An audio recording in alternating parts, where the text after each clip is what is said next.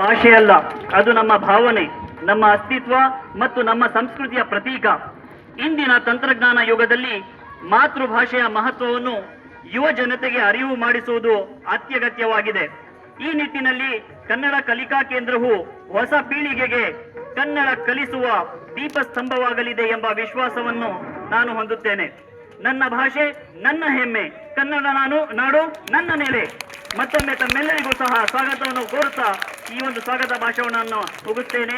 ಅಸ್ಸಲಾಮು ಅಲೈಕುಂ ವರಹಮತುಲ್ಲಾಹಿ ವಬರಕಾತು. ಸ್ವಾಗತವನ್ನು ಕೋರ್ತಾ ಇದ್ದೇವೆ. ಹಾಗೆ ನಮ್ಮ ಸಂಸ್ಥೆಯ ಪ್ರಧಾನ ಕಾರ್ಯದರ್ಶಿಗಳು ಮತ್ತು ಸಂಸ್ಥಾಪಕರಾದ ಹಾಜಿ ಮಿರ್ಜಾ ಅಸ್ಲಂ ಪಾಷಾ ಅವರನ್ನು ಸನ್ಮಾನಿಸಲು ಮುಖ್ಯ ಅತಿಥಿಗಳಿಗೂ ನಾನು ಸ್ವಾಗತ ಕೋರ್ತಾ ಇದ್ದೇವೆ. ಹಾಗೆ ನಮ್ಮ ಕ್ಯಾಂಪಸ್ ಡೈರೆಕ್ಟರ್ ಆದ ಅಯೂಬ್ ಸರ್ ಅವರಿಗೆ, ನಮ್ಮ ಎಲ್ಲ ಶಿಕ್ಷಕ ಅವರ ಬೋಧಕೇತರ ವೃಂದದವರಿಗೂ ಸ್ವಾಗತವನ್ನು ಕೋರ್ತಾ ಇದ್ದೇವೆ. ಈಗ ನಮ್ಮ ಸಸಿಗೆ ಅಥವಾ ಗಿಡಕ್ಕೆ ನೀರು ಎರಚುವ ಮೂಲಕ ನಮ್ಮ ಎಲ್ಲ ಗಣ್ಯರು ಈ ಅಧಿಕೃತವಾಗಿ ಕನ್ನಡ ಕಲಿಕಾ ಕೇಂದ್ರದ ಉದ್ಘಾಟನೆಯನ್ನು ನಿರ್ವಹಿಸ್ತಾ ಇದ್ದಾರೆ. ನಾಡಿನ ಹಿರಿಯ ಸಾಹಿತಿಗಳು, ಮುಕ್ತರಿಗಳು, ಪುರುಷೋತ್ತಮ ಬಿಡಿಮಲೆ ಸಾಹೇಬರು ಹಾಗೂ ವೇದಿಕೆ ಮೂಲಕ ಎಲ್ಲ ನಮ್ಮ ಗಣ್ಯರು ನಮ್ಮ ಕನ್ನಡ ಕಲಿಕಾ ಕೇಂದ್ರದ ಉದ್ಘಾಟನೆಯನ್ನ ನಿರ್ವಹಿಸಿಕೊಡ್ತಾ ಇದ್ದಾರೆ.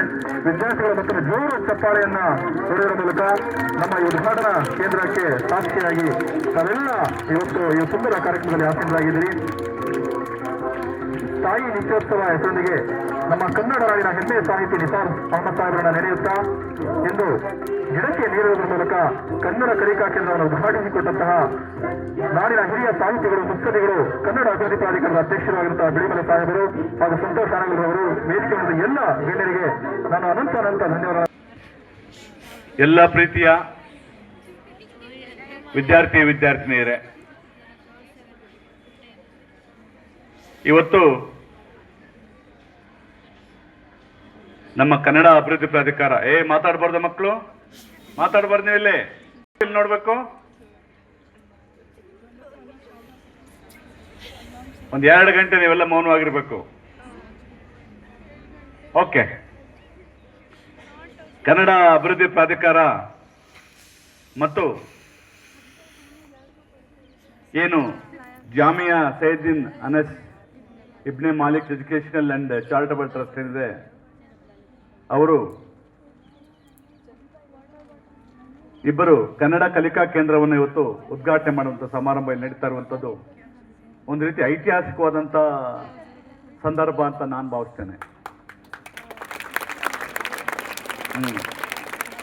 ಈ ಅರ್ಥಪೂರ್ಣ ಸಮಾರಂಭದ ಉದ್ಘಾಟನಾ ಭಾಷಣವನ್ನು ಮಾಡಬೇಕಾಗಿರುವಂತವರು, ಈಗಾಗಲೇ ಉದ್ಘಾಟನೆ ಮಾಡಿರುವಂತವರು, ಈ ರಾಜ್ಯದ ಪ್ರಖ್ಯಾತ ಸಂಸ್ಕೃತಿ ಚಿಂತಕರು, ನಾಡಿನ ಬಹಳ ದೊಡ್ಡ ಸಾಂಸ್ಕೃತಿಕ ವ್ಯಕ್ತಿತ್ವವನ್ನು ಉಳ್ಳಂತವರು, ಹಲವು ವಿಶ್ವವಿದ್ಯಾಲಯಗಳಲ್ಲಿ ತಮ್ಮ ಸೇವೆಯನ್ನು ಸಲ್ಲಿಸಿರುವಂತವರು,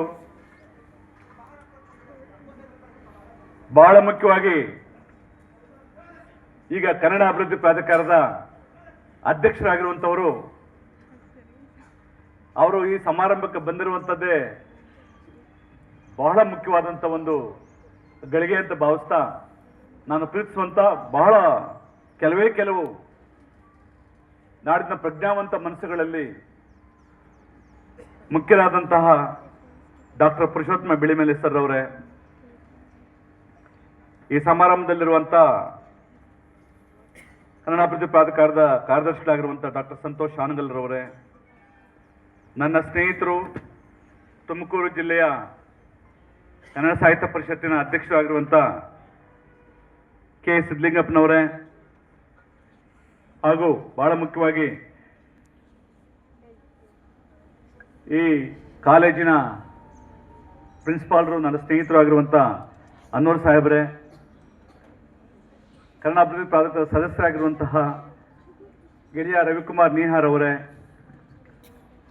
ಕನ್ನಡ ಮತ್ತು ಸಂಸ್ಕೃತಿ ಇಲಾಖೆಯ ನಮ್ಮ ಜಿಲ್ಲೆಯ ಅಧಿಕಾರಿಗಳಾಗಿರುವಂತಹ ಮಿರ್ಜಿಯವರೇ, ನಾನು ಎಲ್ಲರ ಹೆಸರು ಹೇಳುವಂತ ಸಂದರ್ಭ ಇಲ್ಲ, ವೇದಿಕೆ ಮೇಲಿರುವಂತ ಎಲ್ಲ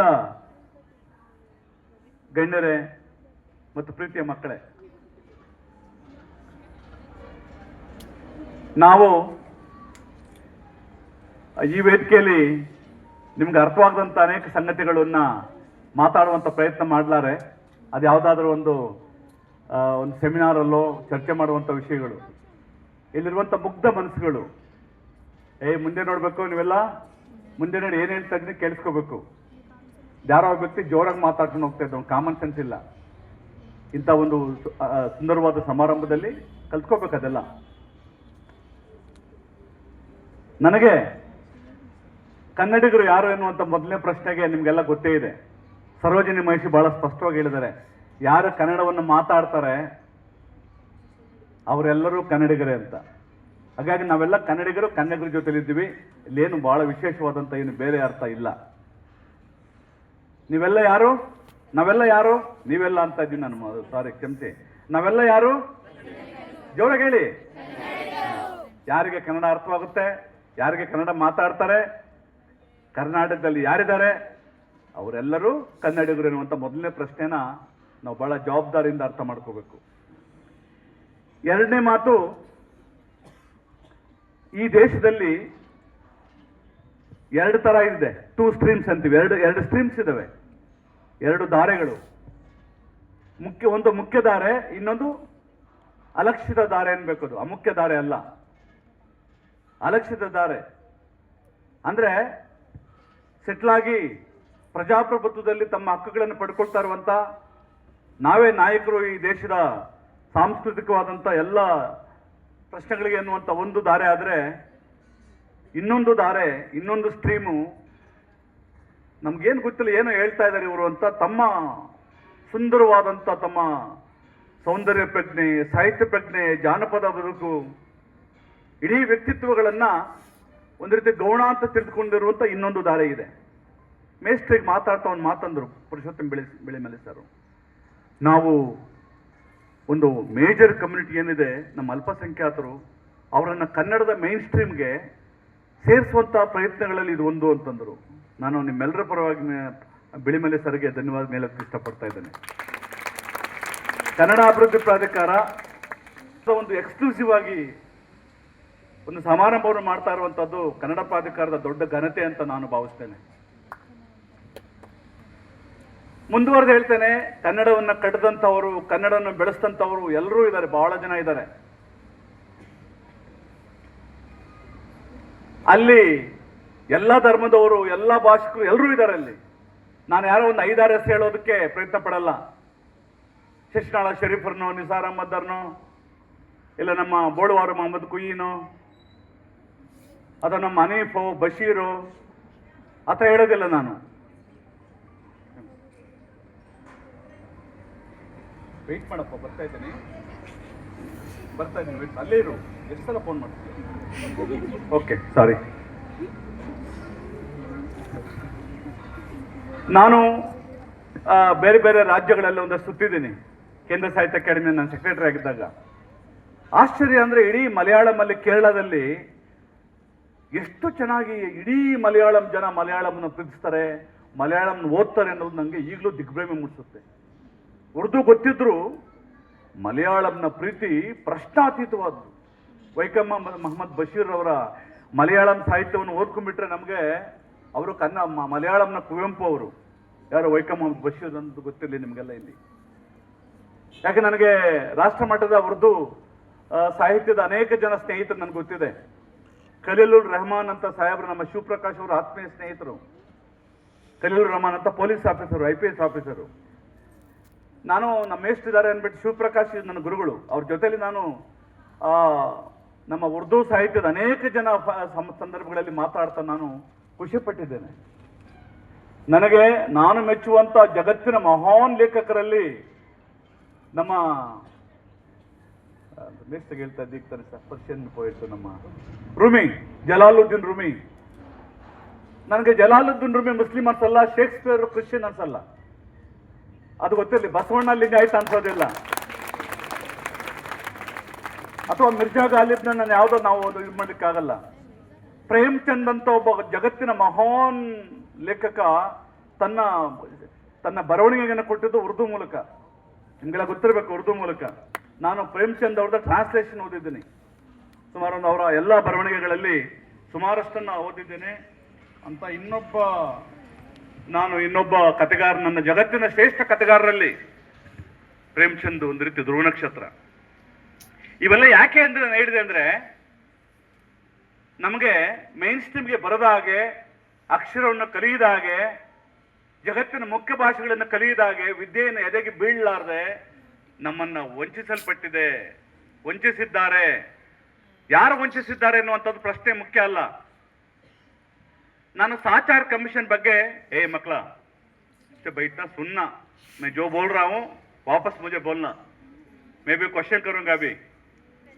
ಏನ್ ಹೇಳ್ತಿದ್ದೀನಿ, ಸಾಚಾರ್ ಕಮಿಷನ್ ಬಗ್ಗೆ ನನಗೆ ಈಗಲೂ ಜ್ಞಾಪಕ ಇದೆ. ಡೆಲ್ಲಿನಲ್ಲಿ ಒಂದು ವರ್ಕ್ಶಾಪ್ ಆಯಿತು. ನಾನು ನ್ಯಾಷನಲ್ ಲಾ ಸ್ಕೂಲ್ ಇದ್ದೆ ಒಂದು 5 ವರ್ಷ.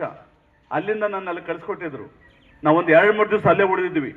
ಇಡೀ ಸಾಚಾರ್ ಕಮಿಷನ್ ರಿಪೋರ್ಟ್ನ ನಾವೆಲ್ಲ, ನಿಮಗೆ ಅನ್ವರ್ ನಮ್ಮ ಪ್ರಿನ್ಸಿಪಲ್ ಇದ್ದಾರೆ, ಬಹಳ ಪ್ರತಿಭಾವಂತ ಹುಡುಗ ಅನ್ವರ್ ಅವರು. ಒಂದು ದಿವಸ ಯಾವತ್ತಾದ್ರು ಸಾಚಾರ್ ಕಮಿಷನ್ ಬಗ್ಗೆ ನಿಮ್ಮ ಇಂಪಾರ್ಟೆಂಟ್ ನಮ್ಮ ಯಾರಿದ್ದಾರೆ ಮೈನಾರಿಟಿ ಲೀಡರ್ಸು, ಒಂದು ದಿವಸ ಅವರು they should go through the report. ಆ ಕಮಿಷನ್ ರಿಪೋರ್ಟ್ ಏನಾಗ್ತಾ ಇದೆ, ಮುಂದೆ ಏನು, ಸೊ ವಾಟ್ ಈಸ್ ನೆಕ್ಸ್ಟ್ ಅಂತ ಯೋಚನೆ ಮಾಡ್ತಾ ಇಲ್ಲ. ಇದು ಯಾಕೆ ಹೇಳ್ತಾ ಇದ್ದೆ ಅಂದರೆ, ಮುಸ್ಲಿಮರಲ್ಲಿ 2 ಕ್ಲಾಸ್ ಇರುವಂಥದ್ದು, ಒಂದು ರಿಚ್ ಕ್ಲಾಸು, ಇನ್ನೊಂದು ಪೂರ್ ಕ್ಲಾಸು. ಇಲ್ಲಿ ಮಿಡ್ಲ್ ಕ್ಲಾಸ್ ಇಲ್ಲ. ಇದರಲ್ಲಿ ಸ್ವಲ್ಪ ಯೋಚನೆ ಮಾಡಿ. ಬೇರೆ ಸಮುದಾಯಗಳಲ್ಲಿ, ಬೇರೆ ಸಮಾಜದಲ್ಲಿ ಮಿಡ್ಲ್ ಕ್ಲಾಸ್ ಭಾಳ ಜೋರಾಗಿದೆ. ಈ ಮಿಡ್ಲ್ ಕ್ಲಾಸ್ ಭಾಳ ಹಿಪೋಕ್ರಿಟಿಕಲ್ ಕ್ಲಾಸು. ಹಿಪೋಕ್ರಸಿ ಅಂದ್ರೇನು, ಒಂದು ರೀತಿ ಆಷಾಢಭೂತಿಯ ಕ್ಲಾಸ್ ಇದು. ಇದಕ್ಕೆ ಡಬಲ್ ಸ್ಟ್ಯಾಂಡರ್ಡ್ ಇದು. ಹೇಗೆ ಡಬಲ್ ಸ್ಟ್ಯಾಂಡರ್ಡು? ಯಾರೋ ಕುಡಿದು ಬಿದ್ದಿರ್ತಾನೆ, ನೋಡಿ ಸರ್ ನನ್ನ ಮಗ ಇಷ್ಟೊತ್ತಿಗೆ ಕುಡ್ದವನೇ ಅಂತ ಹೇಳ್ತಾರೆ, ಮಿಡ್ಲ್ ಕ್ಲಾಸು. ಅದೇ ಯಾರೋ ದೊಡ್ಡ ಶ್ರೀಮಂತರ ಮಗ, ಒಬ್ಬ ಗಣ್ಯರ ಮಗ, ಮಂತ್ರಿಯ ಮಗ ಇದ್ರೆ, ಪಾಪ ಸಾಹೇಬರು ನೋಡಿ ಸರ್ ಚೆ. ನಾನು 15 ದಿವಸ ಇದ್ದೆ ಕೇರಳದಲ್ಲಿ. ಎಷ್ಟು ಚೆನ್ನಾಗಿ ಅವರು ಮಲಯಾಳಂ ಮಾತಾಡ್ತಾರೆ ಅಂದರೆ ನಮ್ಗೆ ನಾಚಿಕೆ ಆಗ್ಬೇಕು ನಮಗೆ ಎಲ್ಲರೂ. ಯಾರು ಎಸ್ಪೆಷಲಿ ಮಲಯಾಳಮಲ್ಲಿರುವಂಥ ಮುಸ್ಲಿಮರು ಮಾತಾಡುವಂಥ ಮಲಯಾಳಮ್ಮು ಅಲ್ಲಿನ ನೇಟಿವ್ ಮಲಯಾಳಿಗಿಂತ ಚೆನ್ನಾಗಿ ಮಾತಾಡ್ತಾರೆ. ಆಮೇಲೆ ಅಲ್ಲಿ ನೇಟಿವ್ ಮುಸ್ಲಿಮರ ಪ್ರಶ್ನೆನೇ ಇಲ್ಲ, ಅವರೆಲ್ಲ ಮಲಯಾಳಿಗಳೇ. ಇದು ಗೊತ್ತಿರ್ಬೇಕು ನಮಗೆ. ನಮ್ಮಲ್ಲಿ ಏನು ಮಾಡ್ತಾರೆ, ಆ ಪ್ರಜ್ಞೆ ನಮ್ಮ ದೊಡ್ಡವ್ರಿಗಿಲ್ಲ. ಅವ್ರಿಗೆ ಕನ್ನಡದ ಮಹತ್ವವನ್ನು ಹೇಳಲಿಕ್ಕೆ ಅವ್ರಿಗಿನ್ನೂ ಪರಿವರ್ತನೆ ಬಹಳಷ್ಟು ಆಗಬೇಕಾಗಿದೆ. ಅದಕ್ಕೆ ಕಾರಣ ಯಾವ್ಯಾವುದೋ ತರ್ತಾರೆ ಫ್ಯಾಕ್ಟ್ರೀಸು. ಅದೇ ನೀವು ತಮಿಳ್ನಾಡಿಗೆ ಹೋಗಿ, ಇಡೀ ತಮಿಳ್ನಾಡಲ್ಲಿರುವಂಥ ಮುಸ್ಲಿಮ್ಸ್, ನನ್ನ ಸ್ನೇಹಿತರು ಭಾಳ ಜನ ಇದ್ದಾರೆ, ಸುಮಾರು 100-150 ಜನ ನನಗೆ ಬರಹಗಾರರು, ಆಕ್ಟಿವಿಸ್ಟ್ಗಳೆಲ್ಲ ಪರಿಚಯ ಇದ್ದಾರೆ. ಎಷ್ಟು ಸುಂದರವಾದ ತಮಿಳು ಮಾತಾಡ್ತಾರಂದ್ರೆ, ಅವ್ರು ಹೇಳ್ತಾರೆ, ಸರ್ ನಮ್ಮಲ್ಲಿ ತಮಿಳು ಅಲ್ಲಿ ವ್ಯತ್ಯಾಸನೇ ಇಲ್ಲ, ಧರ್ಮ ಧರ್ಮದ ಪಾಡಿಗಿರುತ್ತೆ. ಭಾಷೆಯ ಪ್ರಶ್ನೆ ಬಂದಾಗ ಅವರ ಒಕ್ಕೊರಲಿನ ಒಂದೇ ದನಿ ಏನಂದ್ರೆ, ಆ ದೇಶ ಅಲ್ಲಿ ಏನಿರುತ್ತೆ ಪ್ರಾದೇಶಿಕ ಭಾಷೆ, ಆ ಭಾಷೆ ನನ್ನ ಭಾಷೆ, ಬೇರೆಯವ್ರ ಭಾಷೆ ಅಂದ್ಕೊಳ್ಳೋದೇ ಇಲ್ಲ ಅದು. ಈ ಜವಾಬ್ದಾರಿಯಿಂದ ನಾವೆಲ್ಲ ಇವತ್ತು ತಿಳ್ಕೊಬೇಕಂತ ಇವತ್ತಲ್ಲಿ ನಾನು ಹೇಳಲಿಕ್ಕೆ ಇಷ್ಟಪಡ್ತೇನೆ. ಮಕ್ಕಳಿಗೆ ಎಂಥ ಸುಂದರವಾದ ಒಂದು ಭಾಷೆ ಕನ್ನಡವನ್ನು ಓದದೆ ಹೋಗ್ಬಿಟ್ರೆ ಕನ್ನಡದ ಶಕ್ತಿನ ಅರ್ಥ ಮಾಡಿಕೊಳ್ಳಕ್ಕೆ ಸಾಧ್ಯನೇ ಇಲ್ಲ. ಆಮೇಲೆ ಆ ವಯಸ್ಸಲ್ಲಿ ನೀವು ಎಷ್ಟು ಭಾಷೆ ಆದರೂ ಕಲಿತೋ ಮಕ್ಕಳು, you may not learn because you think you are a big man and elderly person with your so called certificates. ಆದ್ರೆ ಆ ಮಕ್ಕಳಿಗೆ ನೀವು ಎಷ್ಟು ಭಾಷೆ ಕಲಿತಾರೆ. ಇಂಥ ವಯಸ್ಸಲ್ಲಿ ನೀವೇನಾದರೂ ಕನ್ನಡವನ್ನು ಮಕ್ಕಳಿಗೆ ಸರಿಯಾಗಿ ಕಲಿಸದೆ ಹೋದ್ರೆ ಅದು ನಿಮ್ಮ ದ್ರೋಹ ಮತ್ತು ಅಪರಾಧ ಮತ್ತು ಬೇಜವಾಬ್ದಾರಿ ಅನ್ನೋದನ್ನು ಯಾವುದೇ ಮುಲಾಜಿಂದ ಹೇಳ್ಬೋದು. You should know this. ಆ ಮಕ್ಕಳಿಗೆ ಏನು ಗೊತ್ತಿಲ್ಲ, ಮುಗ್ಧ ಮಕ್ಕಳು.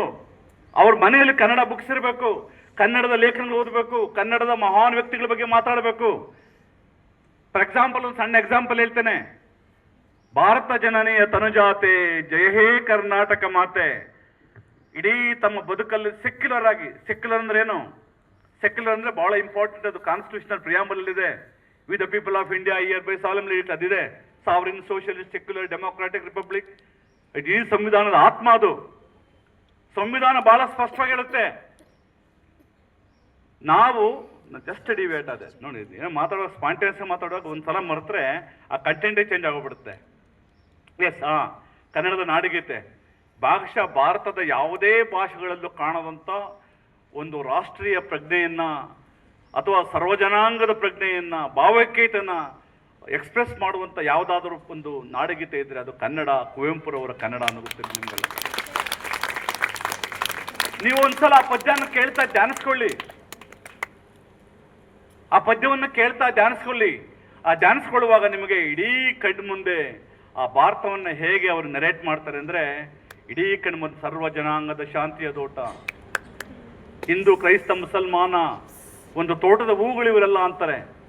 ಬರೀ ಕವಿವೃದ್ಧಿ ಅಲ್ಲ ಅದು, ಸೆಂಟಿಮೆಂಟಲ್ಲ ರೊಮ್ಯಾಂಟಿಕ್ ಆದಂಥ ಮಾತಲ್ಲ ಅದು. ಅದು ನಮ್ಮ ದೇಶದ ಪ್ರಜಾಪ್ರಭುತ್ವದ ಒಂದು ದೊಡ್ಡ ಆಶಯ. ಅದನ್ನು ಕುವೆಂಪುರವರು ಎಷ್ಟು ಚೆನ್ನಾಗಿ ಗೊತ್ತಿತ್ತಂದ್ರೆ ತಮ್ಮ ಬದುಕಿನದ್ದಕ್ಕೂ ಆ ಥರ ಅವರು ಬದುಕಿದ್ರವರು. ಹಾಗಾಗಿ ನನಗೆ ಒಂದು ಮಾತು ಹೇಳಕ್ಕೆ ಇಷ್ಟಪಡ್ತೇನೆ. ನನಗೆ ರೂಮಿ ಯಾಕೆ ಇಷ್ಟ ಅಂದರೆ, ಜಲಾಲುದ್ದೀನ್ ರೂಮಿ, ನಾನು ಇಂಗ್ಲೀಷ್ ಮೇಸ್ಟ್ರು, ನಾನು ಇಂಗ್ಲೀಷ್ ಸಾಹಿತ್ಯ ಓದಂಥವನು. ನನಗೆ ಆ ಕಾರಣಕ್ಕೆ ನನಗೆ ವರ್ಲ್ಡ್ ಲಿಟ್ರೇಚರ್ ಓದುವಂಥ ದೊಡ್ಡ ಅವಕಾಶ ಸಿಕ್ತು ನನಗೆ. ಜಗತ್ತಿನ ಗ್ರೇಟ್ ರೈಟರ್ಸು, ಎಲಿಯಟಿಂದ ಹಿಡಿದು, ಶೇಕ್ಸ್ಪಿಯರಿಂದ ಹಿಡಿದು, ಡಾಂಟೆಯಿಂದ ಹಿಡಿದು, ಆ ಕ್ಲಾಸಿಕ್ಸ್ ಎಲ್ಲ ಓದುವಾಗ, ಆಫ್ರಿಕನ್ ಕ್ಲಾಸಿಕ್ಸು, ಅಮೇರಿಕನ್ ಕ್ಲಾಸಿಕ್ಸು, ಕಾಮನ್ವೆಲ್ತ್ ಲಿಟ್ರೇಚರ್ ಇವೆಲ್ಲ ಓದುವಾಗ ನನಗೆ ನಾನು ಈ ಜಗತ್ತಿನ ಭಾಷೆಗೆ, ಯಾವುದೇ ಒಬ್ಬ ನಿಜವಾದ ಸಾಹಿತ್ಯ ವಿದ್ಯಾರ್ಥಿಗೆ, ಕವಿಗೆ ಭಾಷೆ ಯಾವತ್ತೂ ಬ್ಯಾರಿಯರ್ ಅಲ್ಲ. ಅದು ಮೊದಲನೇ ಕ್ವಾಲಿಫಿಕೇಶನ್. ಅದು ನನಗೆ ರೂಮಿನ ಓದಿದಾಗ ಅನಿಸ್ತು, ಎಂಥ ಅದ್ಭುತವಾದ ಕವಿ ಅವನು. ಒಂದು ಸಣ್ಣ ಪದ್ಯದ ಒಂದು ಜಲಕ್ ಮಾತ್ರ ಹೇಳ್ಬಿಡ್ತೀನಿ. ಕಂಪೇರ್ ಮಾಡ್ತಾನೆ. ಒಂದು ಕಡೆ ಒಂದು ಕಾಡು ನಿಂತಿರುತ್ತೆ, ಫಾರೆಸ್ಟು. ಆ ಕಾಡು ತುಂಬಾ ದುಃಖ ಪಡ್ತಾ ಇರುತ್ತೆ. ಛೇ, ನಂದೊಂದು ಲೈಫಾ, is it a meaningful life, my life? ಯಾರು ಹೇಳಿದ್ನ? ಫಾರೆಸ್ಟು. ಏನ್ ಹೇಳುತ್ತೆ ಫಾರೆಸ್ಟು? ಅದಕ್ಕೆ ಬೇಸರ ಇದೆ, ದುಃಖ ಇದೆ ತನ್ನ ಬದುಕಿನ ಬಗ್ಗೆ. ಹಿಂಗೆ ನಿಂತಿರ್ಬೇಕು, ಮರಗಳೆಲ್ಲ ಕಾಡಲ್ಲಿ ಎಷ್ಟು ದಿವಸ ನಿಂತ್ಬೇಕು? ಸಾಯೋವರೆಗೂ ಹಿಂಗೆ ನಿಂತಿರ್ಬೇಕಲ್ಲ. ಒಂದು ಸಣ್ಣ ಚಲನೆ ಇಲ್ವೇ, ಮೂವ್ಮೆಂಟೇ ಇಲ್ವೇ? ಏನಿದು? ನೋಡು, ನದಿ ನೋಡಿ ಎಷ್ಟು ಚೆನ್ನಾಗಿ ಹೋಗ್ತಾ ಇದೆ. ಹೊಸ ಊರು, ಹೊಸ ಜನ, ಹೊಸ ಪ್ರದೇಶ, ಏನ್ ಖುಷಿಯಾಗಿ ಹೋಗ್ತಾ ಇದೆ ನದಿ, ಕಾಡಲ್ಲಿ ಹೋಗ್ತಾ ಇದೆ ನದಿ. ನನ್ನ ಲೈಫ್ ನೋಡು ಅಂತ ಕಂಪೇರ್ ಮಾಡ್ಕೊಳ್ಳುತ್ತೆ. ನದಿ ಮಾತಾಡುತ್ತೆ, ಪುಣ್ಯಾತ್ಮ, ನಿಂದಯ ಸುಂದರವಾದ ಲೈಫ್ ನಂದಲ್ಲ. ಪ್ರೇಮಿಗಳು ಬಂದು ಕುಳಿತುಕೊಳ್ತಾರೆ, ಕವಿಗಳು ನಿನ್ನ ಬಗ್ಗೆ ಪದ್ಯ ಬರೀತಾರೆ. ಯು ಆರ್ ಚೈಂಡ್, ಎಷ್ಟು ಸುಂದರವಾದ ಲೈಫ್ ನೀನು, ಎಷ್ಟು ಸುಂದರವಾಗಿ ಕಾಣಿಸ್ತೀಯ, ನಿಸರ್ಗದ ಬ್ಯೂಟಿ. ನಾನು ಒಂಥರ ಭಿಕ್ಷುಕ ಅಥವಾ ಅಪರಿಚಿತ, ಓಡ್ತಾ ಇರ್ತೀನಿ. What is my life? Running running running. What for? Without any purpose. ನನ್ನ ಪರ್ಪಸ್ಸೇ ಇಲ್ಲ, ಯಾರು ನನ್ನ ಗುರುತಿಸಲ್ಲ. ಈ ಊರಲ್ಲಿ ನಾನು ಸ್ಟ್ರೇಂಜರು. ತುಮಕೂರಲ್ಲಿದೆ, ತುಮಕೂರರು ಒಂಥರ ನೋಡ್ತಾರೆ. ದಾವಣಗೆರೆಗೆ ಹೋದ್ರೆ ಅಲ್ಲೊಬ್ಬರು ನೋಡ್ತಾರೆ. ನಾನು ಯಾರಿಗೂ ಒಂದು ರೀತಿ ಪರಿಚಿತ ಇಲ್ಲ. ನಿಂದಪ್ಪ ಸುಂದರವಾದ ಲೈಫು. ಕೊನೆಗೆ ರೂಮಿ ಹೇಳ್ತಾನೆ, ಹಾಗಾದ್ರೆ ಮನುಷ್ಯನ life, what is the life of a man? Is it a life of a forest or a life of a river? ಅವಾಗನು ಕ್ವಶನ್ ಆಗ್ತಾನೆ, am I a forest? Question mark ಅದು. Am I a river? Last ಅಲ್ಲಿ ಹೇಳ್ತಾನೆ, no no no, I am a forest and also river. ಅಂದ್ರೆ ಯಾಕೆ ಹೇಳ್ತಾ ಇದ್ದೆ, ನಾವು ಸುಮಾರು ಒಂದು 70-80 ಕವಿತೆಗಳನ್ನು ಓದುವಾಗ ಎಂಥ ಮಹಾ ತತ್ವಜ್ಞಾನಿ ಅಂತ ರೂಮಿ ಬಗ್ಗೆ ನಾನು ಯಾಕೆ ಹೇಳಿದೆ ಅಂದ್ರೆ, ಮಕ್ಕಳೇ, ಈ ಥರ ನೀವು ಏನು ಭಾಷೆ, ಯಾವುದೇ ಒಂದು ಭಾಷೆಗೆ ನೀವು ನಿಲುಕಬಾರದು. ಉರ್ದು ಮಾತ್ರ, ನಾನು ಉರ್ದುನಲ್ಲೇ ಮಾತಾಡ್ತೇನೆ, ಉರ್ದುನೇ ನನ್ನ ಸರ್ವಸ್ವ. ನಮ್ಮ ಮೇಷ್ಟ್ರುಗಳು ಉರ್ದು ಹೇಳ್ಕೊಡ್ತಾರೆ, ನಮ್ಮ ಮುಲ್ಲಾಗಳು ಉರ್ದು ಬಗ್ಗೆನೇ ಹೆಚ್ಚು ಇಂಪಾರ್ಟೆನ್ಸ್ ಕೊಡ್ತಾರೆ. ಕನ್ನಡ ಅದೊಂದು ರೀತಿಯ ಸೆಕೆಂಡ್ರಿ ಲ್ಯಾಂಗ್ವೇಜು, ಸೆಕೆಂಡ್ ಭಾಷೆ ಎನ್ನುವಂಥದ್ದನ್ನು ಏನು ಗೊತ್ತಿಲ್ಲದ ಮಕ್ಕಳಿಗೆ ಆ ಥರ ಮಾಡುವಂಥದ್ದು ಇದೆಯಲ್ಲ, ಅದೊಂದು ರೀತಿಯ ಸ್ವಾರ್ಥ ರಾಜಕಾರಣ ಮತ್ತು ದುಷ್ಟ ಬುದ್ಧಿ. ಅದಕ್ಕೆ ಯಾವುದು ಸಮರ್ಥನೆ ಇಲ್ಲ. You don't have any justification. ಹಾಗಾಗಿ ಅದಕ್ಕೆ ನಾನು ಹೇಳಿದ್ದು, ತಮಿಳು ಮತ್ತು ಮಲಯಾಳಂನ ಅಲ್ಲಿರುವಂಥ ನಮ್ಮ ಮುಸ್ಲಿಂ ಅಣ್ಣ ತಮ್ಮಂದರ ಪ್ರೀತಿಯನ್ನು ಎಕ್ಸಾಂಪಲ್ ಕೊಟ್ಟು ಹೇಳ್ತಾ ಇದ್ದೇನೆ. ಹಾಗಾಗಿ ನಾವೆಲ್ಲ ಯಾರು? ಒಂದ್ಸಲ ಜೋರ ಹೇಳಿ, ಜೋರ್ಸೆ ಬೋಲ್ನ. ಕನ್ನಡಿಗರು. ಕನ್ನಡಿಗರು ಅನ್ನುವಂಥದ್ದು ಜಾತಿ ಅಲ್ಲ, ಕನ್ನಡಿಗರು ಅನ್ನುವಂಥದ್ದು ಧರ್ಮ ಅಲ್ಲ. ಕನ್ನಡಿಗರು ಅಂದ್ರೆ ಯಾರು ಕನ್ನಡ ಮಾತಾಡ್ತಾರೆ ಅವರೆಲ್ಲರೂ ಕನ್ನಡಿಗರು. ಎಂಥ ಶ್ರೀಮಂತ ಭಾಷೆ, 8 ಜ್ಞಾನಪೀಠ ಪ್ರಶಸ್ತಿ ಪಡೆದಿದೆ. ಜಗತ್ತಿನ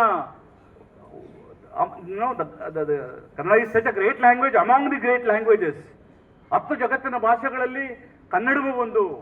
ಕನ್ನಡದ ಕಾಗುಣಿತ ಹೆಂಗಿದೆ ಗೊತ್ತಾ? ಒಬ್ಬ ಹೆಣ್ಣಿಗೆ ಬಂಗಾರ ತೊಡಸ್ದಂಗೆ ಕಿವಿಗಳಿಗೆ, ಐತ್ವಾ, ಓತ್ವಾ, ಔತ್ವಾ, ಏನಿದೆ ಆ ಒತ್ತಕ್ಷರಗಳು ಅಥವಾ ಕಾಗುಣಿತ, ಒಬ್ಬ ತಾಯಿಗೆ ಒಡವೆ ಕಿವಿಗೆ, ಮೂಗಿಗೆ ಹೆಂಗೆ ಕೊಡ್ತಾ, ಆ ಥರ ಅಷ್ಟು ಸುಂದರವಾದ ಭಾಷೆಯನ್ನ ನೀವು ಕಲಿಬೇಕು.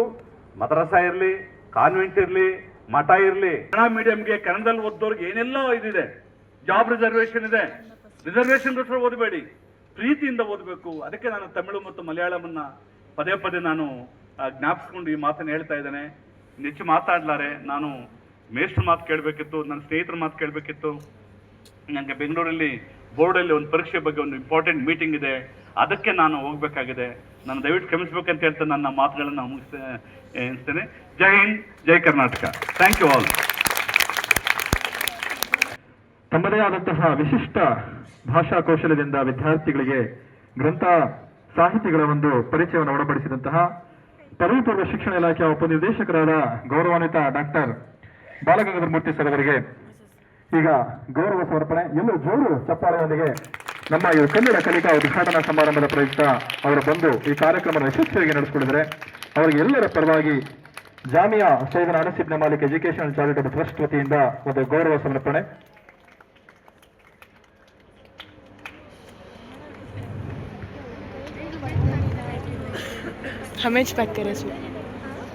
ನಮಸ್ಕಾರ. ಮಕ್ಕಳಿಗೊಂದು ಪ್ರಶ್ನೆ ಕೇಳಲ್ಲ? ಎಷ್ಟು ಜನಿಗೆ ಕನ್ನಡ ಬರುತ್ತೆ? ನಾ ಹೇಳಿದ್ರೆ ಕನ್ನಡ ಅರ್ಥ ಆಗತ್ತೆ? ಓ, ಮತ್ತೆ ನಿಮಗೇನು ಕನ್ನಡ ಹೇಳಿಕೊಡೋದು? ಬರ್ತಲ್ಲ ಎಲ್ಲ ಕನ್ನಡ. Okay, thank you. ವೇದಿಕೆಯ ಮೇಲೆ ಕುಳಿತಿರುವ ಎಲ್ಲ ಮಹನೀಯರೇ, ಗುರುಗಳೇ ಮತ್ತು ಸ್ನೇಹಿತರೆ, ತುಂಬ ಸಂತೋಷ ಆಗ್ತದೆ ನನಗೆ. ಯಾಕಂದ್ರೆ ನಾವು ಅಭಿವೃದ್ಧಿ ಪ್ರಾಧಿಕಾರದಿಂದ ನಮ್ಮ ಕಾರ್ಯದರ್ಶಿಯವರು ಸಂತೋಷ್ ಹಾನಗಲ್, ನಮ್ಮ ಸದಸ್ಯರಿದ್ದಾರೆ ರವಿಕುಮಾರ್ ನೀಹಾ, ನಾವು ಸುಮಾರು 45 ಕಡೆ ಕನ್ನಡ ಕಲಿಕಾ ಕೇಂದ್ರ ಶುರು ಮಾಡಿದ್ದೇವೆ. ಈ ಥರ 45 ಕಡೆ, ಅದು ಬೆಂಗಳೂರು, ಮೈಸೂರು, ಅಲ್ಲೆಲ್ಲ. ಈ 45 ಕಡೆಗಳಲ್ಲಿ ಸುಮಾರು ಒಂದು 3,000 ಜನ ಕನ್ನಡ ಕಲಿತಾರೆ. 3,000 ಜನ 0 ಲೆವೆಲಿಂದ, ಅಂದರೆ ಅವರಿಗೆ ಕನ್ನಡ ಅಂದರೆ ಏನು ಅಂತಲೇ ಗೊತ್ತಿಲ್ಲ, ಅಲ್ಲಿಂದ ಕನ್ನಡ ಮಾತಾಡುವಷ್ಟು ಕನ್ನಡ ಹೇಳಿಕೊಡುದು ನಾವು. ಒಂದು 3 ತಿಂಗಳ ಕಾರ್ಯಕ್ರಮ, ಅದು 3 ಮಂತ್ ಪ್ರೋಗ್ರಾಮ್, 3 ತಿಂಗಳ ಕಾರ್ಯಕ್ರಮ. ಎಲ್ಲ ಕಡೆ ನೋಡಿದ್ದೇನೆ. ಆದರೆ ಇಲ್ಲಿಗೆ ಬಂದಾಗ ಬಹಳ ಖುಷಿ ಆಯ್ತು. ಯಾಕೆಂದ್ರೆ ನೀವೆಲ್ಲ ಸೇರಿ ಇಷ್ಟೊಂದು ಸಂಭ್ರಮದಲ್ಲಿ ಈ ಕಾರ್ಯಕ್ರಮ ಮಾಡೋದಿದೆಯಲ್ಲ, ಇದೇ ಫಸ್ಟ್. ಇಷ್ಟೊಂದು ಸಂಭ್ರಮ ನಾನು ಎಲ್ಲಿಯೂ ನೋಡಿಲ್ಲ. ಹಾಗಾಗಿ ನಿಮಗೆಲ್ರಿಗೂ ಕೂಡ ಇದಕ್ಕೆ ಅಂದ್ರೆ ಒಂದು ಭಾಷೆಯನ್ನ ಕಲಿಬೇಕು ಎಂಬ ಒಂದು ಆಶೆ ಹುಟ್ಟಿ, ಕನ್ನಡ ಕಲಿಯುವುದು ಬಹಳ ಅಗತ್ಯ ನಮ್ಮ ಮಕ್ಕಳು ಎಂಬ ಒಂದು ಪ್ರಜ್ಞೆ ಮೂಡಿದಾಗ ಮಾತ್ರ ಈ ತರ ಕಾರ್ಯಕ್ರಮ ಮಾಡ್ಲಿಕ್ಕೆ ಸಾಧ್ಯ. ಇಲ್ಲದಿದ್ರೆ ಏನಾಗುತ್ತಂದ್ರೆ ಸರ್ಕಾರದ ಒಂದು ಕಾರ್ಯಕ್ರಮಪ್ಪ, ಯಾರೋ ಬರ್ತಾರೆ, ಮಾಡ್ತಾರೆ, ಹೋಗ್ತಾರೆ ಅಂತ. ನನಗೆ ಈ ವಾತಾವರಣ ನೋಡಿದಾಗ ಹಾಗೆ ಇಲ್ಲ. ಹಾಗಾಗಿ ಇಷ್ಟೊಂದು ಖುಷಿ ಕೊಟ್ಟ ನಿಮಗೆ ಎಲ್ರಿಗೂ ಕೂಡ, ಪ್ರಿನ್ಸಿಪಾಲ್ರಿಗೆ, ಸಂಘಟಕರಿಗೆ, ಜಾಮಿಯಾ ಸಂಸ್ಥೆಗೆ ಎಲ್ರಿಗೂ ಕೂಡ ನನ್ನ ಅಭಿನಂದನೆಗಳು, ಕೃತಜ್ಞತೆಗಳು. ನಾವು ಏನು ಮಾಡಿದ್ದೇವೆ ಅಂದರೆ, ಕನ್ನಡ ಹೇಳಿಕೊಡುವುದು ನಮ್ಮ ಮಕ್ಕಳಿಗೆ ಗೊತ್ತಿದೆ. ತುಂಬ ಕಷ್ಟದ ಪಠ್ಯ ಪುಸ್ತಕ ನಾವು ಮಾಡಿದ್ದೇವೆ. ಅಂದರೆ ಕರ್ನಾಟಕದಲ್ಲಿ, ಕನ್ನಡ ಅಲ್ಲ ಬೇರೆ, ತುಂಬ ಕಷ್ಟ. ಆದ್ದರಿಂದ ನೀವು ಕರ್ನಾಟಕದಲ್ಲಿ ಯಾರನ್ನೂ ಕೇಳಿ ಅವರೊಂದು ಮಾತು ಹೇಳ್ತಾರೆ, ಕನ್ನಡ ಬಾರಿ ಕಷ್ಟ ಅಂತ. ಇದನ್ನು ಯಾರು ಹೇಳುದು? ಕನ್ನಡಿಗರೇ ಹೇಳುದು, ಬೇರೆ ಭಾಷೆಯವರು ಬಿಡಿ, ಕನ್ನಡಿಗರೇ ಹೇಳುದು ಕನ್ನಡ ಬಾರಿ ಕಷ್ಟ ಅಂತ. ಯಾವ ಭಾಷೆ ಕೂಡ ಕಷ್ಟ ಅಲ್ಲ. ಆದ್ರೆ ನಾವು ಎಷ್ಟೋ ಬಾರಿ ವಿದ್ವಾಂಸರು, ಮೇಷ್ಟ್ರುಗಳು ಕನ್ನಡವನ್ನು ಕಷ್ಟ ಅಂತ ಮಾಡಿ ಇಟ್ಟಿದ್ದೇವೆ. ನಾವು ಏನು ಮಾಡಿದ್ದೇವೆ ಅಂದ್ರೆ, ಈಗ ನೀವೆಲ್ಲ ಕನ್ನಡ ಕಲೀಲಿಕ್ಕೆ ಬಂದ್ರೆ ಕನ್ನಡ ಓದಿರ್ತೀರಾ, ಆ ಈ ಅದು ಸ್ವಲ್ಪ ಕಲಿಬೇಕು. ಒಂದು 4 ದಿವಸ ಅಥವಾ 1 ವಾರ ಆ ಈ ಕಲಿಬೇಕು. ಇದು ಎಲ್ಲ ಭಾಷೆಗೆ. ನೀವು ಇಂಗ್ಲಿಷ್ ಓದಿದ್ರೆ ABCD ಓದಬೇಕು, ಉರ್ದುನಲ್ಲಾದ್ರೂ ಓದಬೇಕು, ಹಿಂದಿಯಲ್ಲಾದ್ರೂ ಓದಬೇಕು, ತಮಿಳಲ್ಲಾದ್ರೂ ಓದಬೇಕು. ಇದು ಸ್ವರಗಳು ಅಂತ ಹೇಳ್ತೀವಿ ನಾವು. ಅದರಲ್ಲಿ ನಾನು ಏನು ಮಾಡಿದ್ದೇನೆ ಅಂತಂದ್ರೆ, ಕೆಲವು ಸ್ವರಗಳು 1,000 ವರ್ಷಗಳ ಹಿಂದೆ ಇತ್ತು, 500 ವರ್ಷಗಳ ಹಿಂದೆ ಇತ್ತು, ಈಗ ಇಲ್ಲ. ಈ ಕನ್ನಡದವರು, ನಾವೆಲ್ಲ ಕನ್ನಡಿಗರು ಅಂತ ಹೇಳಿದಾರಲ್ಲ, ಕನ್ನಡಿಗರದು ಒಂದು ಗುಣ ಉಂಟು. ಅವರು ಕೆಲವು ಶಬ್ದಗಳನ್ನು ನುಂಗಿ ಬಿಡುದು, ಬೇಡ ಅಂತ ಗುಳುಮ್ ಅಂತ ಮಾಡಿ ಸುಮ್ಮನೆ ಕೂತ್ಕೊಳ್ಳೋದು. ಹಾಗೆ ಅನೇಕ ಶಬ್ದಗಳು ಕನ್ನಡದಿಂದ ಹೋಗ್ಬಿಟ್ಟಿವೆ. ಈಗ ಉದಾಹರಣೆಗೆ ಞ,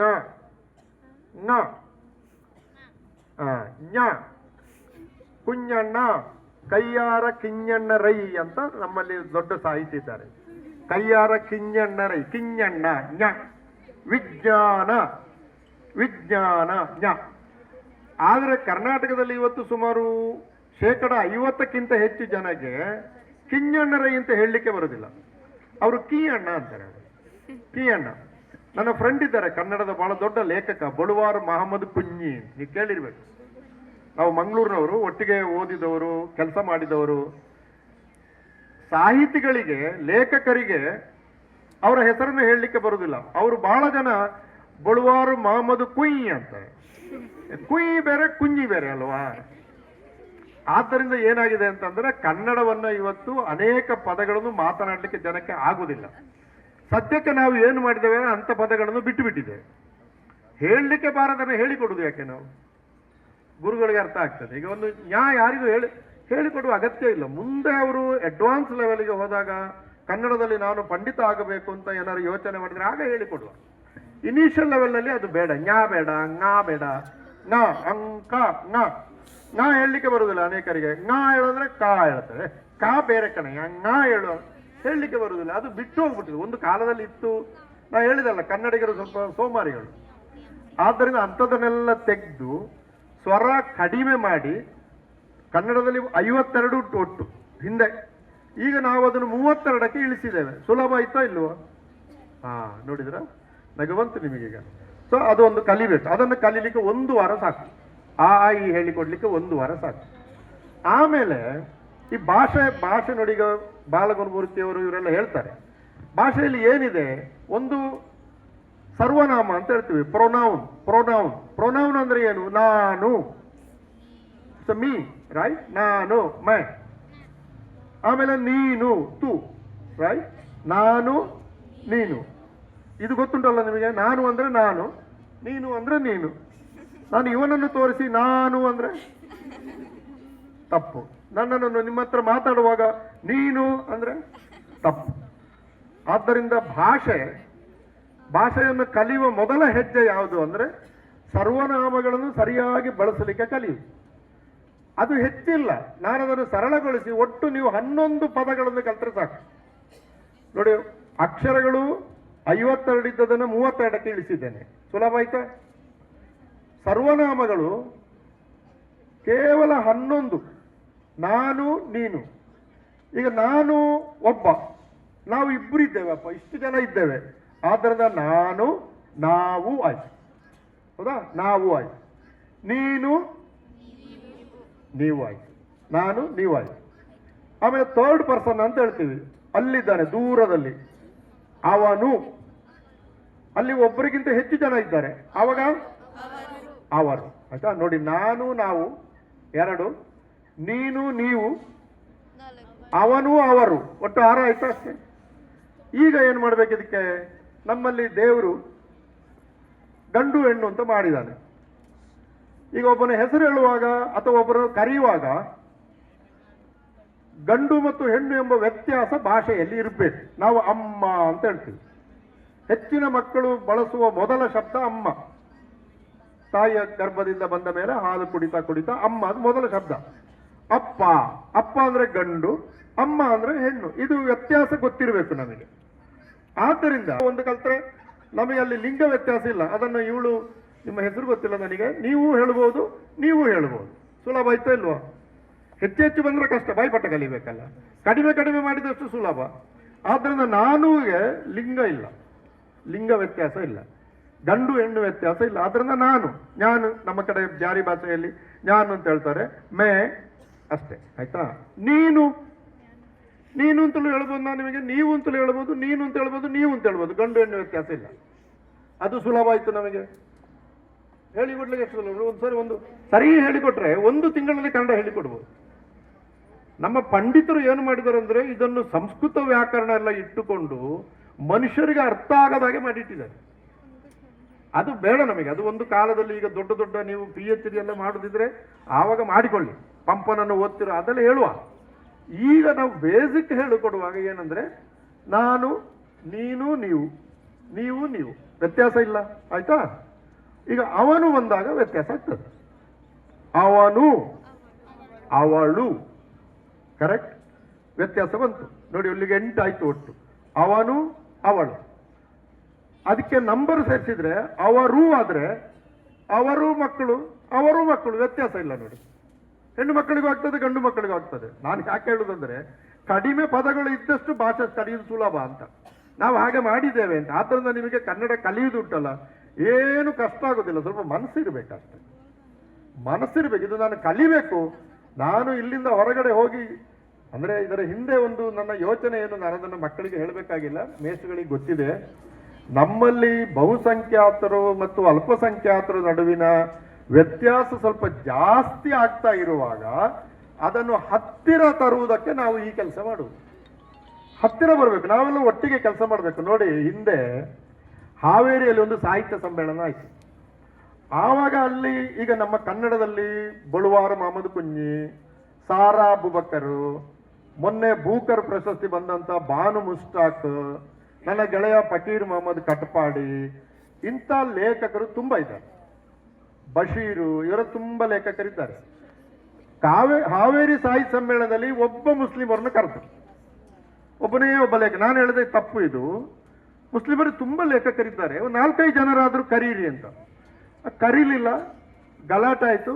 ನಾವು ಬೇರೆ ಸಮಾವೇಶ ಮಾಡಿದ್ವಿ. ಆಗ ನಾನೊಂದು ಪಟ್ಟಿ ಮಾಡಿದೆ, ಮುಸ್ಲಿಮರು ಎಷ್ಟು ಜನ ಬರಹಗಾರರಿದ್ದಾರೆ ಕನ್ನಡದಲ್ಲಿ ಬರೆಯುವ ಲೇಖಕರು. ಅಂದ್ರೆ ಕತೆ ಬರಿಬೋದು, ಅವರು ಕವನ ಬರಿಬೋದು, ಪ್ರಬಂಧ ಬರಿಬೋದು, ಕುರಾನ್ ಬಗ್ಗೆ ಬರೆದಿರ್ಬೋದು, ಅಥವಾ ಪ್ರವಾದಿ ಮೊಹಮ್ಮದರ ಬಗ್ಗೆ ಬರೆದಿರ್ಬೋದು, ಮೊಹರಂ ಬಗ್ಗೆ ಬರೆದಿರ್ಬೋದು. ಹೀಗೆ ಬರ್ದವರ ಸಂಖ್ಯೆ ನನ್ನ ಹತ್ರ ಇರುವುದು 890. ಅಂದ್ರೆ ದೊಡ್ಡ ಸಂಖ್ಯೆಯಲ್ಲಿ ಮುಸ್ಲಿಮರು ಕನ್ನಡದಲ್ಲಿ ಬರಿತಾ ಇರುವುದಿದೆಯಲ್ಲ, ಇದು ಶುಭ ಶಕುನ ಅಂತ. ಇದು ಬಹಳ ಒಳ್ಳೇದಿದೆ. ನೀವು ನಿಮ್ಮ ಮಾತೃಭಾಷೆ ಉರ್ದು ಖಂಡಿತ ಇಟ್ಟುಕೊಳ್ಳಿ. ಅದನ್ನು ಬಿಟ್ಟು ಕನ್ನಡ ಕಲಿಬೇಕು ಅಂತ ಹೇಳುವ ಮನುಷ್ಯನೇ ಅಲ್ಲ ನಾನು. ಅದು ಮಾತೃಭಾಷೆ ನಿಮ್ಮ ಹತ್ರ ಇರಲಿ. ನನ್ನ ಮಾತೃಭಾಷೆ ತುಳು ಅಂತ ಒಂದು ಭಾಷೆ, ನನ್ನ ಮಾತೃಭಾಷೆ. ನನ್ನ ಹೊಟ್ಟೆ ತುಂಬಿಸುವ ಭಾಷೆ ಕನ್ನಡ. ನಾನು 25 ವರ್ಷ ಡೆಲ್ಲಿಲಿದ್ದೆ, ಅಲ್ಲಿ ನಾನು ಮಾತಾಡಿದ್ದು ಹಿಂದಿ. ನಾನು ಜವಾಹರ್ಲಾಲ್ ನೆಹರು ಯೂನಿವರ್ಸಿಟಿಯಲ್ಲಿ ಒಂದು ಅಷ್ಟು ವರ್ಷ ಕೆಲಸ ಮಾಡಿದೆ, ಅಲ್ಲಿ ನಾನು ಮಾತಾಡ್ತಾ ಇದ್ದದ್ದು ಇಂಗ್ಲಿಷ್. ನನ್ನ ಹತ್ರ ನನ್ನ ಮಾತೃಭಾಷೆ ತುಳು ಇದೆ, ನನ್ನ ಹೊಟ್ಟೆ ತುಂಬಿಸುವ ಭಾಷೆ ಕನ್ನಡ ಇದೆ. ಉತ್ತರ ಭಾರತಕ್ಕೆ ಹೋದರೆ ಹಿಂದಿ ಇದೆ, ಅಂತಾರಾಷ್ಟ್ರೀಯ ಮಟ್ಟಕ್ಕೆ ನ್ಯೂಯಾರ್ಕ್ಗೋ ಅಮೆರಿಕಕ್ಕೆ ಹೋದರೆ ನನಗೆ ಬೇಕಾದಷ್ಟು ಇಂಗ್ಲಿಷ್ ಇದೆ. ನನಗೇನು ತೊಂದರೆ ಆಗಿದೆ? ಅಥವಾ ನನಗೆ ಇಷ್ಟು ಭಾಷೆ ಗೊತ್ತಿರೋದ್ರಿಂದ ಬೇರೆಯವರಿಗೆ ಏನು ತೊಂದರೆ ಆಗಿದೆ? ಆದ್ದರಿಂದ ಅವೆಲ್ಲ ಪೊಲಿಟಿಕ್ಸ್, ನಾವು ಅದಕ್ಕೆ ಇಳಿದು ಬೇಡ. ಆದ್ದರಿಂದ ನಿಮ್ಮ ಮಾತೃಭಾಷೆಯನ್ನ ಇಟ್ಟುಕೊಳ್ಳಿ. ಆದರೆ ಸಾರ್ವಜನಿಕ ವಲಯಕ್ಕೆ ಬಂದಾಗ, ಒಂದು ಕಾರ್ಯಕ್ರಮಕ್ಕೆ ಹೋದಾಗ ರಾಜ್ಯ ಭಾಷೆ. ನೀವು ಒಡಿಶಾಕ್ಕೆ ಹೋದ್ರೆ ಒಡಿಯಾ ಕಲಿಬೇಕಾಗ್ತದೆ, ಮಹಾರಾಷ್ಟ್ರಕ್ಕೆ ಹೋದ್ರೆ ಮರಾಠಿ ಕಲಿಬೇಕಾಗ್ತದೆ, ತಮಿಳುನಾಡಿಗೆ ಹೋದ್ರೆ ತಮಿಳು ಕಲಿಬೇಕಾಗ್ತದೆ, ಕೇರಳಕ್ಕೆ ಹೋದ್ರೆ ಮಲಯಾಳ ಕಲಿಬೇಕಾಗ್ತದೆ. ಇದು ಭಾರತೀಯರಾಗಿ ನಮ್ಮ ಕರ್ತವ್ಯ. ರಾಜ್ಯ ಭಾಷೆಯನ್ನು ನೀವು ಮಾತಾಡದೆ ಹೋದರೆ ಏನಾಗ್ತದಂದ್ರೆ, ರಾಜ್ಯ ಭಾಷೆಯನ್ನು ಮಾತನಾಡುವ ಜನಗಳಿಗೂ ಆ ಭಾಷೆಯನ್ನು ಮಾತನಾಡದೇ ಇರುವ ಜನಗಳಿಗೂ ಒಂದು ಸಣ್ಣ, ಈಗ ಇವನು ಮೊಬೈಲ್ ಅಂತ ಹೇಳ್ತೀವ, ಹೇಳುದಿಲ್ಲ ಅಲ್ವಾ? ಇವಳು ಮೊಬೈಲ್ ಅಂತ ಹೇಳ್ತೀವ, ಏನ್ ಹೇಳ್ತೀವಿ? ಇದು ಮೊಬೈಲ್ ಅಂತ ಹೇಳ್ತೀವಿ. ಆದ್ದರಿಂದ ಥರ್ಡ್ ಪರ್ಸನ್ ನ್ಯೂಟರ್ ಜೆಂಡರ್ ಅಂತ ಹೇಳೋದು. ನ್ಯೂಟರ್ ಇದು ಇದೆ ಕನ್ನಡದಲ್ಲಿ. ಈಗ ಇದರಲ್ಲಿ ಒಂದಲ್ಲ 2 ಇದೆ. ಆದ್ದರಿಂದ ಅವು, ಅದು, ಅವು, ಇಷ್ಟ ನೋಡಿ. ಇದು ಸೇರಿದ್ರೆ ಒಟ್ಟು 11 ಆಯ್ತು. ಈ 11 ಪದ ಕಲೀಲಿಕ್ಕೆ ಎಷ್ಟಮ್ಮ ಕಷ್ಟ ಬೇಕು? ಯಾರಿಗೂ ಕಷ್ಟ ಆಗಬಾರದು ಅಲ್ವಾ? ಯಾರಿಗೂ ಕಷ್ಟ ಆಗಬಾರದು. ಇದಾದ ಮೇಲೆ ನಮ್ಮಲ್ಲಿರೋದು ನೌನ್ಗಳು, ನಾಮಪದಗಳು ಅಂತ. ಇದೆಲ್ಲ ಈಗ ಮೊಬೈಲ್ ಒಂದು ನಾಮಪದ. ಅವರು ಪ್ರಿನ್ಸಿಪಾಲ್ರು, ಅದು ಮೊಬೈಲು. ಯಾರಾದ್ರೂ ತಪ್ಪಿ ಅವನು ಬೆಲೂನ್ ಅಂದ್ರೆ ತಪ್ಪು, ನಿನಗೆ ಭಾಷೆ ಬರಲಿಲ್ಲ ಅಂತ ಅರ್ಥ. ನಾವು ನೋಡಿ, ನಾನು ಹೇಳುದು ಎಲ್ಲ ಕಡೆ ಬಹಳ ದೊಡ್ಡ ಬೈಗಳು ಜಗತ್ತಿನಲ್ಲಿ ಯಾವುದಂದ್ರೆ ಅವನಿಗೆ ಭಾಷೆ ಇಲ್ಲ ಅಂತ ಹೇಳ್ತೀವಲ್ಲ, ಅದಕ್ಕಿಂತ ದೊಡ್ಡ ಬೈಗಳೇ ಇಲ್ಲ. ಯಾಕಂದ್ರೆ ಭಾಷೆ ಎಲ್ಲವನ್ನು ಕಟ್ಟುವುದು. ಆದ್ದರಿಂದ ನಾವು ಅದು ಬೆಲೂನು, ಇದು ಬೋರ್ಡು, ಅವರು ಮೇಷ್ಟ್ರು, ಇವರು ಗೆಳೆಯರು. ಇದನ್ನು ಅಂದ್ರೆ ಸರ್ವನಾಮಗಳಿಗೂ ನಾಮಪದಗಳಿಗೂ ಸಂಬಂಧ ಕಲಿಸಿದ್ರೆ ನಿಮಗೆ 40-50% ಕನ್ನಡ ಬಂತು. ಆಮೇಲೆ ಇರೋದು ಕ್ರಿಯಾಪದ. ನಾನು ಹೋಗುತ್ತೇನೆ, ಅವನು ಹೋಗುತ್ತಾನೆ, ಅದು ಹೋಗುತ್ತದೆ. ವ್ಯತ್ಯಾಸ ಗೊತ್ತಾಯ್ತಲ್ಲ? ನಾನು ಹೋಗುತ್ತೇನೆ, ತೇನೆ. ಅವನು ಹೋಗುತ್ತಾನೆ, ನೋಡಿ, ತೇನೆ, ತಾನೆ. ಇದರಲ್ಲಿ ತುಂಬಾ ವ್ಯತ್ಯಾಸ ಇದೆ. ತದೆ, ಅದು ಹೋಗುತ್ತದೆ. ನಾಯಿ ಹೋಗುತ್ತದೆ, ಹಂದಿ ಹೋಗುತ್ತದೆ, ದನ ಹೋಗುತ್ತದೆ, ಮನುಷ್ಯ ಹೋಗುತ್ತಾನೆ, ಹುಡುಗಿ ಹೋಗುತ್ತಾಳೆ. ನೋಡಿ, ಈ 3 ಸರ್ವನಾಮ, ನಾಮಪದ ಮತ್ತು ಕ್ರಿಯಾಪದ ಇಷ್ಟನ್ನು ಸೇರಿಸಿದ್ರೆ ಕನ್ನಡ ಬಂತು. ನನ್ನ ಪ್ರಕಾರ ಅದಕ್ಕಿಂತ ಹೆಚ್ಚು ಕನ್ನಡ ಈ ಹಂತದಲ್ಲಿ ಬೇಕಾಗಿಲ್ಲ. ಅದು ಆಮೇಲೆ ಮತ್ತೆ ನೋಡುವ. ಅವರು ಅಡ್ವಾನ್ಸ್ ಲೆವೆಲ್ ಅಲ್ಲಿ ನಮಗೆ ಇನ್ನೂ ಹೆಚ್ಚಿನ ಕನ್ನಡ ಬೇಕು, ಕುವೆಂಪು, ಬೇಂದ್ರೆ ಓದಬೇಕಂದ್ರೆ ಓದಿಸೋಣ, ಅದೇನು ಸಮಸ್ಯೆ ಇಲ್ಲ. ಆದರೆ ಈ ಹಂತದಲ್ಲಿ ಅವರಿಗೆ ಒಂದು ಆತ್ಮವಿಶ್ವಾಸ ಬೆಳೆಯುವ ಹಾಗೆ ಸರಳ ಕನ್ನಡವನ್ನು ಹೇಳಿಕೊಡೋದಕ್ಕೆ ಬೇಕಾದಂತ ಒಂದು ಪಠ್ಯಕ್ರಮವನ್ನು ನಾವು ಮಾಡಿದ್ದೇವೆ. ಪಠ್ಯಕ್ರಮವನ್ನು ನಾವು ಕೊಡ್ತೀವಿ. ತೀರಾ ಅಗತ್ಯ ಬಿದ್ದರೆ ಮೇಷ್ಟ್ರುಗಳ ಜೊತೆ ಬೇರೆ ಒಂದು ಸಂದರ್ಭದಲ್ಲಿ ಕುಳಿತು ಅದರ ಬಗ್ಗೆ ನಾವು ಚರ್ಚೆ ಮಾಡಿ ಇನ್ನಷ್ಟು ಪರಿಣಾಮಕಾರಿಯಾಗಿ ಹೇಗೆ ಮಾಡಬಹುದು ಅಂತ. ಇನ್ಸ್ಟ್ರಕ್ಷನ್ಗಳೆಲ್ಲ ಉರ್ದುನಲ್ಲಿದೆ, ಅಂದರೆ ಉರ್ದು ಅಕಾಡೆಮಿ ಅದನ್ನು ಮಾಡ್ತಾ ಇದೆ. ನನ್ನ ಈಗಿರುವ ಪುಸ್ತಕದಲ್ಲಿ ಇಂಗ್ಲೀಷಲ್ಲಿದೆ, ಆದರೆ ಅದನ್ನು ಉರ್ದುವಲ್ಲಿ ಮಾಡಿದರೆ ಎಲ್ಲರೂ ಕೂಡ ಅದನ್ನು ಸುಲಭವಾಗಿ ಓದಿಕೊಳ್ಬಹುದು. ಹೀಗಾಗಿ ಗೆಳೆಯರೇ, ಒಂದು ಕನ್ನಡವನ್ನು ಓದುವುದು, ರಾಜ್ಯ ಭಾಷೆಯಾದ ಕನ್ನಡವನ್ನು ಓದುವುದು ಒಂದು ರಾಜ್ಯದಲ್ಲಿರುವ ಎಲ್ಲರಿಗೂ ಕೂಡ ಬಹಳ ಅಗತ್ಯವಾದ ಕೆಲಸ. ಇದರಲ್ಲಿ ನಾವು ರಾಜಕೀಯ ಮಾಡಬಾರ್ದು, ಭಾಷಾ ರಾಜಕೀಯ ಇಲ್ಲ. ಇದು ನಿಮ್ಮ ಅಭಿವೃದ್ಧಿಗೆ, ನೀವು ಬಹುಸಂಖ್ಯಾತರ ಜೊತೆ ಕೆಲಸ ಮಾಡುವುದಕ್ಕೆ ಮತ್ತು ಈ ರಾಜ್ಯದ ಅನುಭವವನ್ನು ನಿಮ್ಮ ಭಾಷೆಯಲ್ಲಿ ಹೇಳಿ ನೀವು ಲೇಖಕರಾಗ್ತಿರೋ, ವಿಜ್ಞಾನಿಗಳಾಗ್ತಿರೋ ಅಥವಾ ಡಾಕ್ಟರ್ಗಳಾಗ್ತಿರೋ. ನೀವು ಡಾಕ್ಟರ್ಗಳಾದರೆ ನಿಮ್ಮ ಹತ್ರ ಬರುವ ಪೇಷಂಟ್ಸ್ ಯಾರು? ಇಲ್ಲಿಂದಲೇ ಬರ್ತಾರೆ, ನೀವು ಅವ್ರಿಗೆ ಕನ್ನಡದಲ್ಲಿ ಹೇಳಲೇಬೇಕಲ್ಲ. ಬೇಕಾಗ್ತದೆ. ನಾವು ನಿಮಾನ್ಸಲ್ಲಿ 160 ನರ್ಸ್ಗಳಿಗೆ ಕನ್ನಡ ಕಲಿಸಿದ್ದೀವಿ. ನಿಮಾನ್ಸ್ ಹಾಸ್ಪಿಟಲ್ ನರ್ಸ್ಗಳು, ಆ ನರ್ಸ್ಗಳು ಸೇವೆ ಮಾಡೋದು ಯಾರನ್ನ? ಕನ್ನಡಿಗರನ್ನ. ನಿಮ್ಮ ಹತ್ರ ಬಂದು ಅವಕ ನಾಮ್ ಕ್ಯಾ ಅಂತ ಹೇಳಿದ್ರೆ ಎಂತ ಹೇಳುದು? ಅವ ಪಾಪ ಅವ ಹಳ್ಳಿಯಿಂದ ಬಂದಿರ್ತಾನೆ, ಗಮನ. ನನ್ನ ಹೆಸರು ಗುರು ಹೇಳ್ತಾನವ, ಅವಕ ನಾಮ್ ಕ್ಯಾ ಹಾಸೆ ಆಯ ಏನು ಗೊತ್ತಾಗಲ್ಲ. ಇದು ಯಾಕೆ ನಮ್ಮ ಜನಕ್ಕೆ ಈ ಸರಳವಾದ ವಿಷಯಗಳು ಅರ್ಥ ಆಗುದಿಲ್ಲ ಅಂತ ನಂಗೆ ಅರ್ಥ ಆಗುದಿಲ್ಲ. ಬಹಳ ಸಿಂಪಲ್.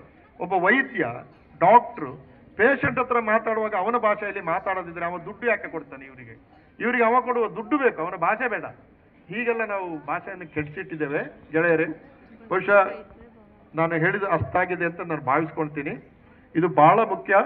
ಇದರ ಜೊತೆಗೆ ನೀವೆಲ್ಲರೂ ಕೂಡ ಇಂಗ್ಲಿಷನ್ನು ಕೂಡ ಚೆನ್ನಾಗಿ ಓದಿ, 1ನೇ ಕ್ಲಾಸಿಂದಲೇ ಇಂಗ್ಲಿಷನ್ನು ಓದಿ, IAS IPS ಗಳಿಗೆಲ್ಲ ಪ್ರಯತ್ನ ಮಾಡಿ, ದೇಶದ ಅಡ್ಮಿನಿಸ್ಟ್ರೇಷನ್ ಒಳಗಡೆ ಬನ್ನಿ, ದೇಶವನ್ನ ಕಟ್ಟಿ.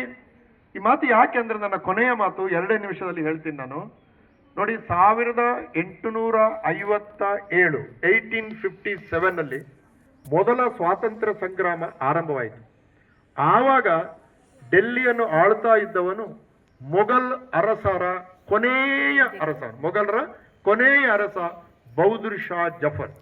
90 ವರ್ಷ ಅವನಿಗೆ. ಒಬ್ಬ ಸೂಫಿ ಪೋಯಟ್ ಅವನನ್ನ ಬ್ರಿಟಿಷರು ನಿರ್ದಯವಾಗಿ ಅವನನ್ನು ಸೋಲಿಸಿ ಅವನೊಂದು ಹಳೆಯ ಗಾಡಿ ಎತ್ತಿನಲ್ಲಿ ಕೂರಿಸಿ ರಂಗೂನಿಗೆ ಕಳಿಸಿ ಅವಮಾನ ಮಾಡಿದರು ಬೌದುರ್ ಶಾ ಜಫರ್ನನ್ನು. ಅವನ 3 ಮಕ್ಕಳನ್ನ ಡೆಲ್ಲಿಯಲ್ಲಿ ಕೊಂದು ಹಾಕಿದರು. ಆ ಜಾಗ ಖೂನಿ ದರ್ವಾಜ ಅಂತ ಈಗಲೂ ಕೂಡ ಪ್ರಖ್ಯಾತವಾಗಿದೆ. ಸುಮಾರು 400 ವರ್ಷಗಳ ಕಾಲ ಭಾರತವನ್ನು ಆಳಿದ ಒಂದು ದೊಡ್ಡ ಅರಸು ಮನೆತನದ ಕೊನೆಯ ಅರಸನನ್ನ ಬ್ರಿಟಿಷರು ಹೀಗೆ ಅವಮಾನಿಸಿ, ಈಗ ಕುದುರೆಗಳಿತ್ತು, ಬೌದುರ್ ಶಾ ಜಫರ್ನನ್ನು ರಂಗೂನಿಗೆ ಕಳಿಸಬೇಕಾದ್ರೆ ಕುದುರೆಯಲ್ಲಿ ಕೂತಿ ಕಳಿಸಬಹುದಾಗಿತ್ತು. ಒಂದು ಕೃತಜ್ಞತೆ ಅದು ಅಷ್ಟೇ, ಒಂದು ವೈರಿಯ ಮೇಲೆ ಕೂಡ ಇರುವ ಪ್ರೀತಿ ಅಷ್ಟೇ ಅದು. ಆದರೆ ಅವಮಾನ ಮಾಡಿದ್ರು. ಈ ಅವಮಾನದಿಂದ 1857 ಮೊದಲ ಸ್ವಾತಂತ್ರ್ಯ ಸಂಗ್ರಾಮದಲ್ಲಿ ಬಹಳ ಮುಸಲ್ಮಾನರು ಉಗ್ರವಾಗಿ ಬ್ರಿಟಿಷರ ಜೊತೆ ಹೋರಾಟ ಮಾಡಿದರು. ಅಶ್ಫಾಕುಲ್ಲಾ ಖಾನ್ ಅಂತವರು ಗಲ್ಲಿಗೇರಿದ್ರು, ಬಹಳ ಜನ ಗಲ್ಲಿಗೇರಿದ್ರು. ಮುಸ್ಲಿಂ ಮಹಿಳೆಯರನ್ನ 6 ಜನ ಮುಸ್ಲಿಂ ಮಹಿಳೆಯರನ್ನ ಗುಂಡಿಟ್ಟು ಕೊಲ್ಲಲಾಗಿದೆ ಸ್ವಾತಂತ್ರ್ಯ ಹೋರಾಟದಲ್ಲಿ ಪಾರ್ಟಿಸಿಪೇಟ್ ಮಾಡಿದ್ದು. ಸರಳವಾಗಿ ಒಂದು ಮಾತು ಏನು ಹೇಳ್ತೇನೆ ಅಂತಂದ್ರೆ, ಸ್ವಾತಂತ್ರ್ಯ ಹೋರಾಟದಲ್ಲಿ ಮುಸಲ್ಮಾನರು ಮುಘಲರ ಕೊನೆಯ ಅರಸರ ಮೇಲೆ ಆದಂತ ಅನ್ಯಾಯವನ್ನು ತೀರಿಸುವುದಕ್ಕೆ ಉಗ್ರವಾಗಿ ಹೋರಾಟ ಮಾಡಿದ್ರು. ಇನ್ನೊಂದು ಏನು ಮಾಡಿದ್ರು ಗೊತ್ತಾ? ಇಂಗ್ಲಿಷರನ್ನು ವಿರೋಧಿಸುವುದರ ಜೊತೆಗೆ ಆ ಕಾಲದ ಮುಸಲ್ಮಾನರು ಕೆಲವರು ಇಂಗ್ಲಿಷನ್ನು ಕೂಡ ಕಲೀಲಿಕ್ಕೆ ಹೋಗ್ಲಿಲ್ಲ. ನಿಮ್ಮ ಭಾಷೆ ನಮಗೆ ಬೇಡ, ನಮ್ಮ ಭಾಷೆ ಉರ್ದು ಅಂತ ಹೇಳಿ ಅಲಿಗಢ್ನಲ್ಲಿ ಮುಸ್ಲಿಂ ವಿಶ್ವವಿದ್ಯಾಲಯ ಆರಂಭ ಮಾಡಿದ್ರು, ಡೆಲ್ಲಿಯಲ್ಲಿ ಜಾಮಿಯಾ ಮಿಲಿಯಾ ಆರಂಭ ಮಾಡಿದ್ರು. ಹೀಗೆಲ್ಲ ಕೆಲಸ ಆಯಿತು. ಆದರೆ 1930-35ರಷ್ಟೊತ್ತಿಗೆ ಉರ್ದು ಜಾಗವನ್ನು ಹಿಂದಿ ಆಕ್ರಮಿಸಿಕೊಂಡಿತು. 1947ರಲ್ಲಿ ಸ್ವಾತಂತ್ರ್ಯ ಬಂದಾಗ ಆ ಕಾಲ